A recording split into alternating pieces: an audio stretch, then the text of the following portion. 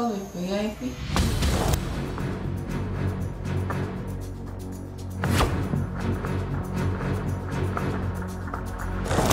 주사기를 놔줄 때 제가 목격을 하고 방에서 다들 모여오고 주사를 놔줬는데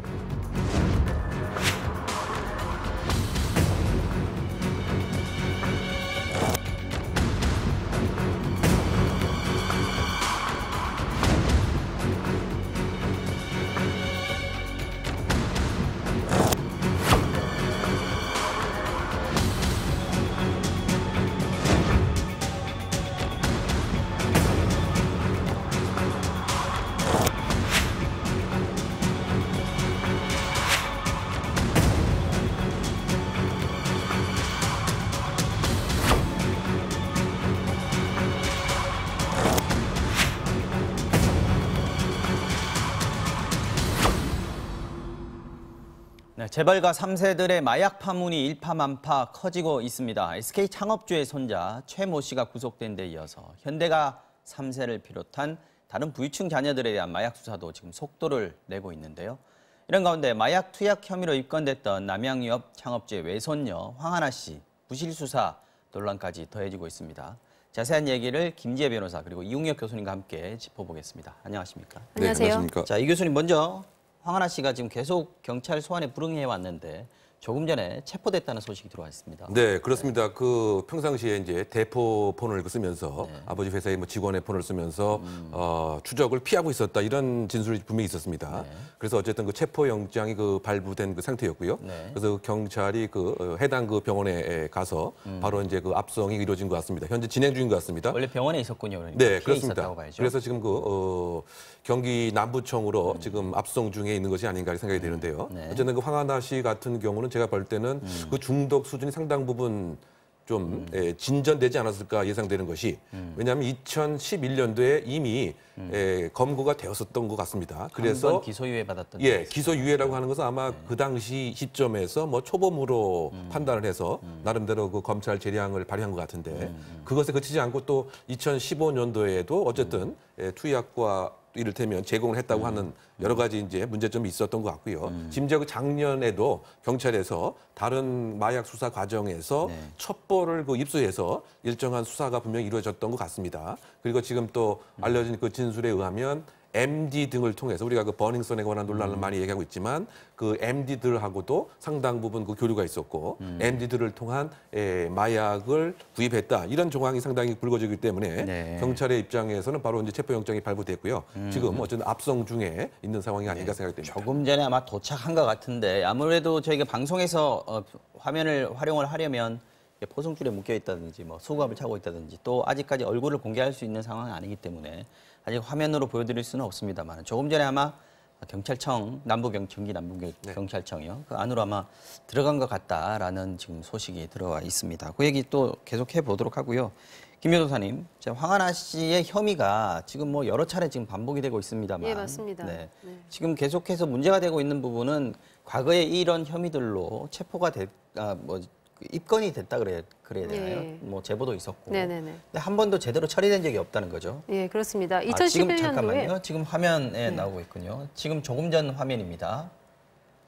지금 보시면은 주황색 패딩 점퍼 모자를 후드 티셔츠를 입고 있고. 네, 경기 남부경찰청으로 압송되어 들어가는 화면입니다. 조금 전 상황입니다.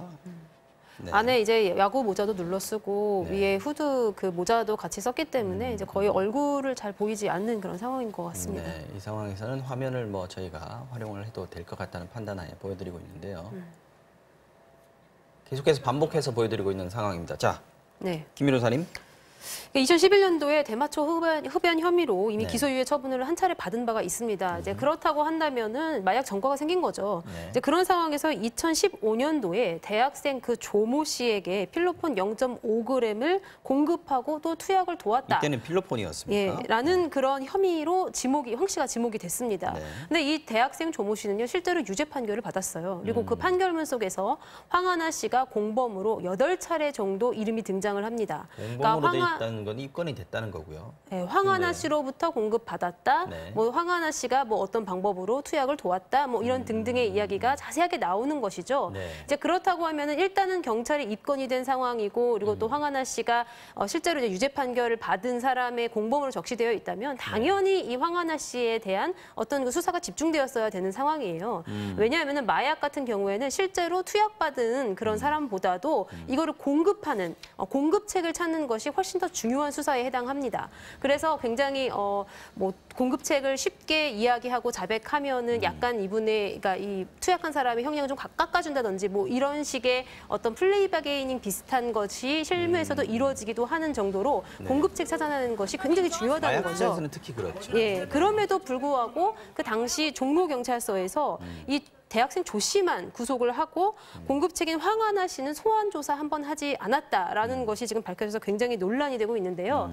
그래서 경찰이 지금 혹시 봐주기 수사였는지 내사에 착수한 그런 상황에서 이 그때 당시에 담당 경찰관은 2015년도 민노총이 주최한 그 민중 총궐기 집회를 단속하느라 현장 통제하느라 바빠서 황하나 씨에 대한 수사를 하지 못했다라고 그렇게 민노총의 집회가 워낙 컸기 그렇죠. 때문에 예, 그렇게 바빴다. 둘러대고 말이 있는데 안 되는 것 좀 같은데. 네. 사실상은 좀 이해하기 힘든 그런 변명이 아닌가 싶습니다. 그리고 또 한 가지 당시 종로경찰서에서 수사를 맡았는데 네. 지능범죄수사팀에서 이 사건을 맡았다고 그래요. 보통 이제 마약 수사 같은 경우에는 입건이 되더라도 강력팀이나 마약 전담반이나 이런 데서 하는 거 아니겠습니까? 네, 그럼 원래 그 지능수사팀이라고 하는 것은 이제 그 고소 고발 사건 중에서 재산과 관련된 거, 경제 관련. 예, 경제 관련된 거, 뭐 사기라든가 또는 그렇죠. 뭐 횡령이라든가 뭐 다단계 사기라든가 뭐 이런 소위 말해서 와이칼라 범죄가 주가 되는데 마약 같은 경우 일반적으로 이제 그 강력 범죄에 관련된 일이 많이 있고 네. 조직폭력자가 역할을 하기 때문에 그래서 강력반에서 많이 합니다. 그러다가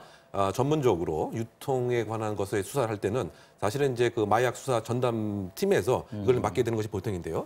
과연 이제 어떠한 연유로 이른바 그 지능팀에서 맡았고 이것을 이제 그 한 1년 이상, 2년 가까이 이 사건을 갖고 있었던 것 같습니다. 그래서 그 부분도 좀 석연치 않은 것 같고요.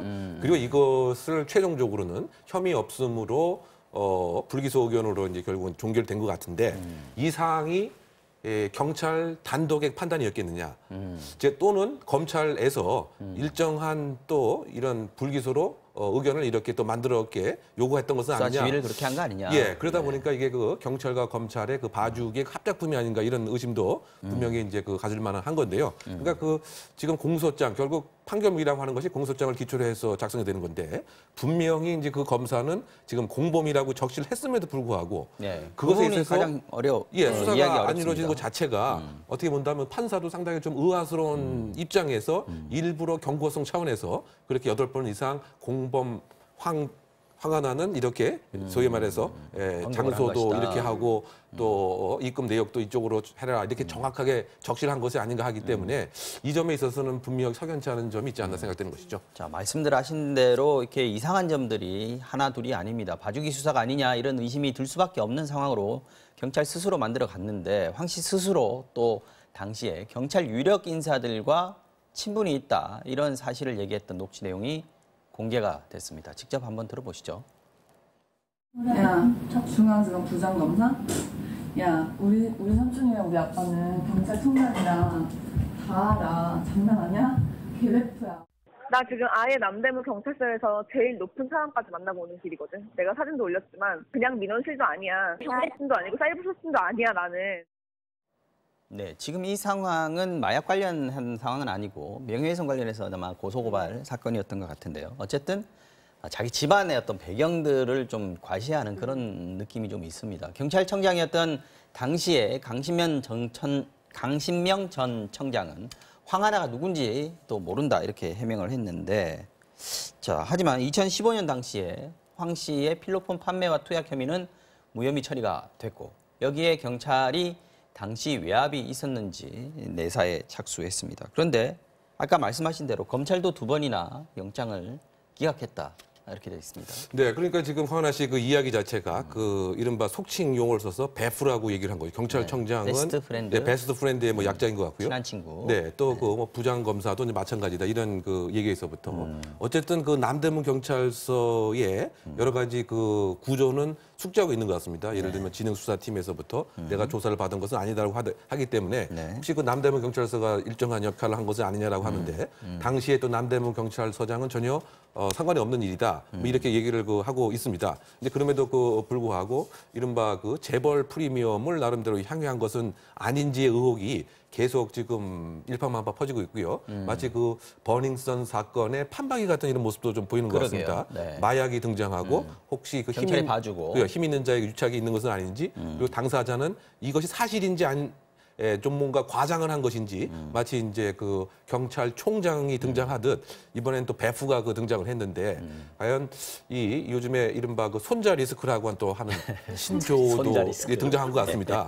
결국은 그 우리 그 사회에 이른바 그 안락하게 이렇게 편하게 큰 젊은들의 또 한 단면도 분명히 보이는 것 같아서 결국 명명백백하게 이 사안도 실체가 꼭 밝혀져야 된다고 생각됩니다. 2015년도에 그러니까 종로경찰서에서 이렇게 알 수 없는 무혐의 처분이 나왔는데 그걸 이제 종로경찰서 지휘하는 게 서울중앙지검이잖아요. 중앙지검에서 기록을 보고도 그냥 그대로 넘겼다는 거예요. 무혐의 처분이 합당하다라고 판단을 한 거죠. 네. 이제 그리고 2018년도에 굉장히 신빙성 있는 그 제보자로부터 제보가 들어와서 이제 수사를 하면서 경찰이 압수수색 영장을 2차례 신청을 했는데 네. 그걸 전부 다 이 수원지방검찰청이 반려시킵니다. 근데 그러고 황하나 씨는 계속해서 출석 요구에 불응하는 그런 상태였던 거죠. 이제 그렇기 때문에 아무래도 이게 지금 경찰은 물론이고 이제 검찰의 어떤 그런 수사 관행과도 굉장히 맞지 않는다. 이제 그렇다면은 이게 과연 그 황하나 씨가 정말 실제로 경찰, 검찰 가릴 것 없이 모두 그렇게 영향력을 행사할 수 있는 그런 위치에 있어 왔는지 이제 그런 부분에 대해서 의구심을 지울 수 없는 상황인 것 같습니다. 지금 다시 또 그 화면이 나오고 있습니다만은 경찰이 이제 언론의 보도가 집중적으로 나오고 이런 상황이 되니까 이렇게 빨리 체포영장을 발부받고 체포해서 압송을 해왔단 말이죠. 그런데 그동안에는 왜 무혐의 처리가 됐을까, 봐주기 수사를 했을까 하는 의혹들이 계속 나오고 있는데 황 씨 지인이 지난 2015년 무렵에 황 씨가 마약을 투약하는 모습을 본 적이 있다 이렇게 주장을 했습니다. 잠시 듣고 오겠습니다. 주사기가 확실히 맞아요. 주사기를 놔줄 때 제가 목격을 하고 방에서 다들 모여고 주사를 놔주는데 그 클럽 MD뿐만 아니라 그 친구들이랑도 계속 어울려 지내는데 마약 사범으로 이미 이제 수감 생활을 했던 사람들이나 아니면 경험이 있는 사람들이면 네, 이 부분도 한번 보죠. 오늘 기사 보니까 황하나 씨가 마약 논란뿐만 아니고 불법 성관계 영상을 뭐 단톡방에 유포했다 이런 제보가 있었더라고요. 예, 황하나 씨가 어떤 모르는 사람의 어떤 성관계가 담긴 그런 영상을 지인들에게 전송을 했다는 것인데요. 그래서 이 지인들이 정말 이상한 그런 동영상이 나한테 왔다라고 하면서 지금 경찰에 제보를 한 그런 상황이고요. 그래서 보면은 왜 이런 동영상을 올렸는지 동기는 아직 밝혀진 바 없고 그 동영상을 누가 찍었는지 황하나 씨 본인이 찍었는지 아니면 타인이 찍은 동영상인지 이런 것들도 지금 밝혀지지 않고는 있지만 네. 그렇지만 이제 황하나 씨가 도대체 이 영상을 어디서 입수했고 왜 올린 것인지 이제 이거에 대한 수사가 좀 필요한 상황인데요.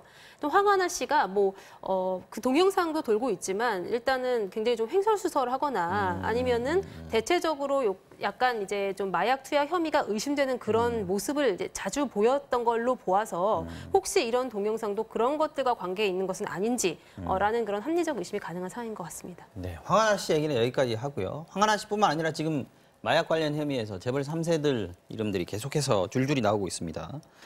SK 창업주의 손자는 긴급 체포가 됐고 해외에 있다 그러죠. 그 현대가의 손자 정모 씨도 조만간 소환이 될 걸로 보이는데 이게 경찰이 마약 공급책 한 명을 붙잡았을 뿐인데 그 이름들이 지금 이제 계속 나오고 있어서 그렇다면 앞으로도 더 나올 수 있는 거 아니겠습니까? 네, 그렇게 봐야 된다고 저는 생각합니다. 그 마약이라고 하는 것이 그 단독을 하지 않고 네. 이른바 그 마약 문화가 있습니다. 드러기 컬처라고 해서 2인 이상 함께 해야 마약의 느낌을 더 증폭시켰다고 하는 왜곡된 마약 문화가 분명히 있기 때문에 일명 마약 파티라 그러잖아요. 그렇죠. 그것도. 근데 그러다 네. 보니까 지금 공급책 1인이 그 얘기를 했다고 한다면 네. 과연 누구와 함께 했는지에 관해서 마치 눈덩이처럼 스노우볼처럼 그 정보가 지금 알려질 가능성이 상당히 크지 않는가 생각이 되고요. 이번 사안 같은 경우도 지금 잡혔던 그 이 씨가 사실은 지금 해외에 있는 정 씨를 통해서 최 씨를 소개받았다. 이렇게 얘기가 나오고 있기 때문에 또 그 정 씨 동생도 역시 마약을 했다라고 하고 있고요. 그럼 이것의 그 공통점은 해외에서 유학을 했던 이런 그 사람들입니다. 그러니까 해외에서 예를 들면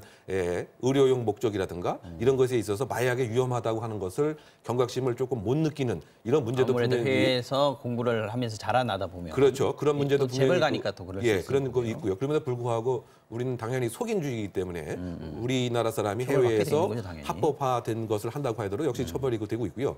더군다나 그 최근에 그 이르러서는 이른바 그 던지기 수법이라고 해서 이른바 직접 구매하지 않더라도 네. SNS를 통해서 간접적으로 얼마든지 그 구매를 할 수 있는 편리함이 분명히 그 깔려 있기 때문에 이런 그 재벌 3세들이 가입 수익을 만족시키는 경우가 많이 그 증가하고 있고요. 또 이 재벌 3세들의 하나의 특징은 높은 가격에 있는 마약을 구매를 한다.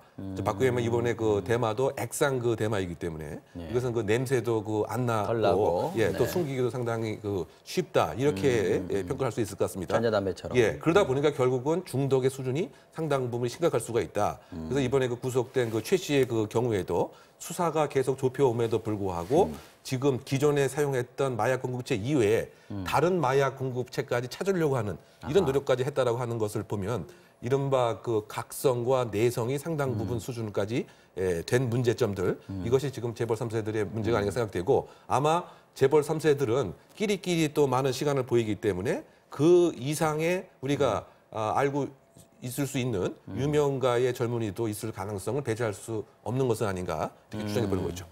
이번에 수사에서 내용에서 드러난 걸 보면 마약을 사고 또 이렇게 파는 방법들도 좀 교묘해진 것 같다 이런 얘기들이 있습니다. 네, 이 재벌 3세인 최 모 씨에게 마약을 판매한 이 모 씨 같은 경우에는 SNS를 통해서 판매자로부터 대마를 구입했다라고 그렇게 알려져 있습니다. 그래서 실제로 이렇게 인터넷 창에 마약을 칭하는 은어들, 네. 예를 들면 뭐 아이스, 작대기, 얼음, 크리스탈 뭐 이런 단어들을 치면은 안전거래라는 문구와 함께 각종 SNS 사이트들이 쫙 뜨는 겁니다. 그래서 개인정보의 노출 없이 채팅 앱 같은 것들을 통해서 이 네. 판매자와 접촉이 가능하고요. 네. 그래서 우리가 좀 불법 게시물과 이 사이트가 굉장히 요즘에 뭐 3년간 약 20배 넘게 이렇게 증폭했다라는 그런 통계도 있어요. 좀 단속이 굉장히 필요한 시점이라고 보이고, 그리고 또 하나는 요즘 비트코인을 이용해가지고 이 마약 판매 대금을 전달하는 그런 경우도 있다고 합니다. 지난 3월 26일 날은요, 10대 소년이 유튜브에서 일어나는 대마초 판매를 돕다가 검거가 됐는데,